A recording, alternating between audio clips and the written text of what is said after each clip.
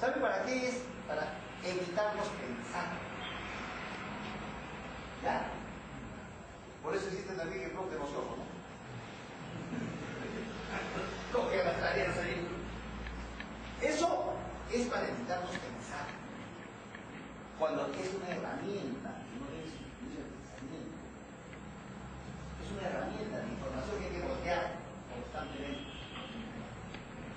La prensa, la radio, la televisión son un partido político. Este periódico no es un periódico del señor Miro Quesada, que por buena gente su abuelito. Discutiendo, por ejemplo, en Copenhague o en Dinamarca, referido al cambio climático, tiene que ver mucho este cambio, por ejemplo, de la cultura, que nos está llevando a destruir nuestro sistema planetario. Miren ustedes, yo con cierta frecuencia vengo a Arequipa, pero ahora veo que el Misti, que antes era bello, era majestuoso. Disculpen, amigos y amigas arequipeños, ahora da pena.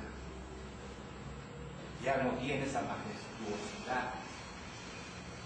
Pero no porque el Misti no quiere ser majestuoso, sino porque nosotros mismos, los seres humanos, el sistema capitalista le ha pasado la factura no solamente al mismo, a la humanidad en su conjunto.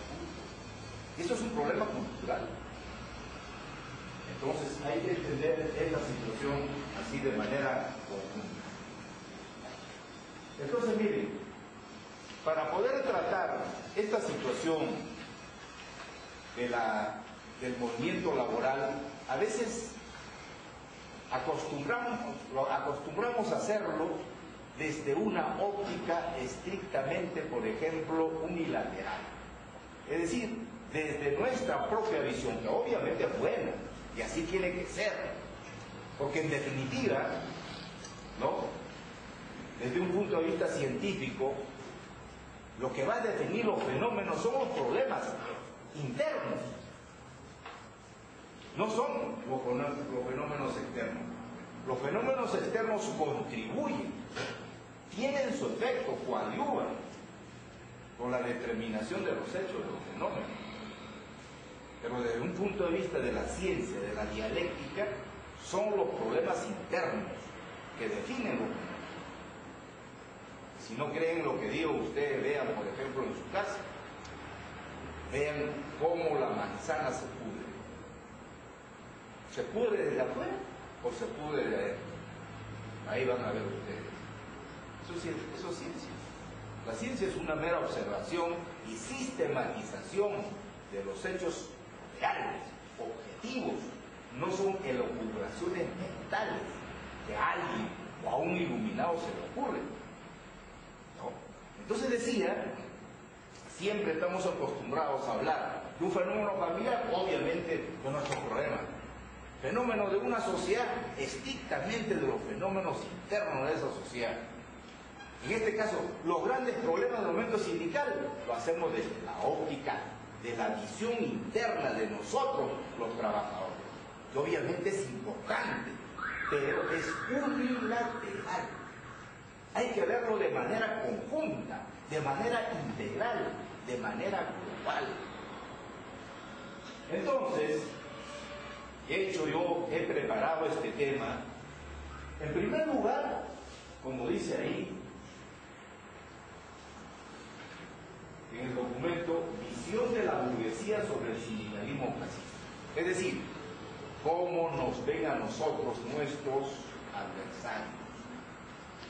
adversarios económicos, sociales, políticos, laborales. Porque ¿qué es la burguesía? Es la clase social que tiene en sus manos los medios de producción. De eso ya no se habla. Ahora se habla de categoría A, B, C, D, E, F, J, K, etc. Hasta en eso, lejos de haber un avance, hay un retroceso. Pero todo tiene su explicación. ¿Por qué no hay una visión, por ejemplo, de las clases sociales desde un punto de vista científico?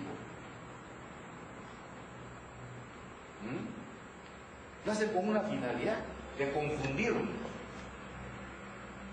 obviamente, hablar sobre la clase social es todo un tema, que por la premura del caso yo no lo voy a hacer, pero esa forma de presentar a las clases sociales desde un punto de vista, hasta cierto punto, abstracto, ¿no? Estratificándolo con categorías, con grupos, con sectores, porque ahora dice sector A, sector B, sector D, sector C.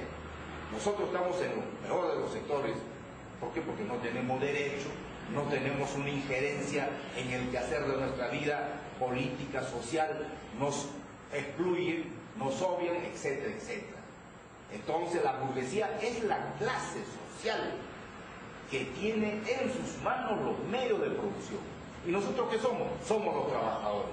Y científicamente somos los proletarios.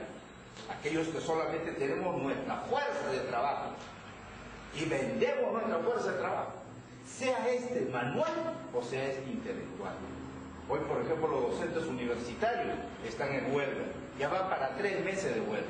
Pero el gobierno no quiere solucionar su problema porque no le da la gana. Ese es el problema. ¿Por qué no le soluciona los problemas? Porque los hijos de estas clases, de estos sectores pudientes, todopoderosos, no tienen sus hijos pues en la universidad pública, lo tienen en la universidad privada. ¿Eso cómo se llama? Se llama lucha de clases. Entonces, ¿cómo nos ven a nosotros? Nos ven como una clase, ¿no?, que está ausente en la historia de nuestro pueblo. Para los grupos de poder, para los todopoderosos, los obreros, los trabajadores, las mujeres, los jóvenes, los campesinos, los amazónicos, no somos nada. Ese es el problema. Ahora yo lo estoy diciendo no porque a mí se me ocurre, sino porque yo he tenido que acudir a los libros. Lea usted un texto, por ejemplo, de historia del Perú. Léalo.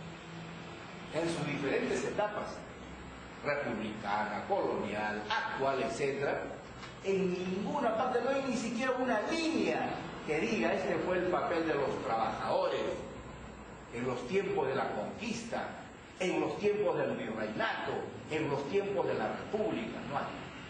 Las mujeres, obviamente, peor, no existen. Los campesinos menos. Salvo y una otra cosa cuando entramos a ver la situación del gobierno de Velasco. Cuando reivindica Velasco, a los campesinos se le dice: los patrones ya nunca comerán de tu pobreza. Entonces, eso es una casualidad, ¿no?, de que la clase obrera para ellos sea insignificante, no esté escrito en la historia de nuestro pueblo.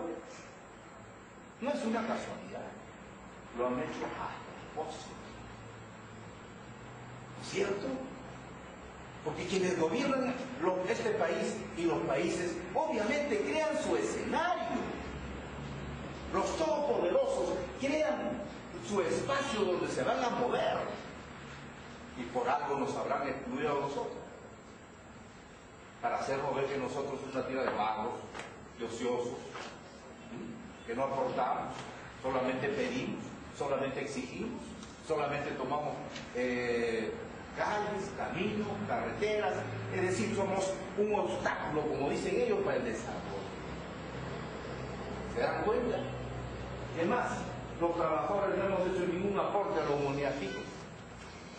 Con eso nos están diciendo eso. Que Micaela Bastida no existió, María Paredes de Villegas menos. Que Tupac Amaru jamás se levantó. Es un pobre diablo que no existe en la historia. Y quienes medianamente conocemos la historia es diferente. Ahora se habla usted de 8 horas de trabajo, otras 12 horas, con hacer, etc. ¿Quién luchó por las 8 horas?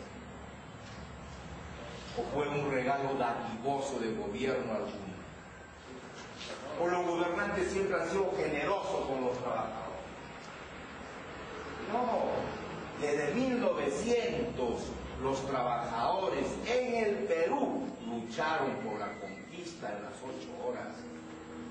Los trabajadores de ferrocarriles, los trabajadores gráficos, los artesanos, los zapateros, ese sindicato Estrellas del Sur, que era sindicato de panificadores,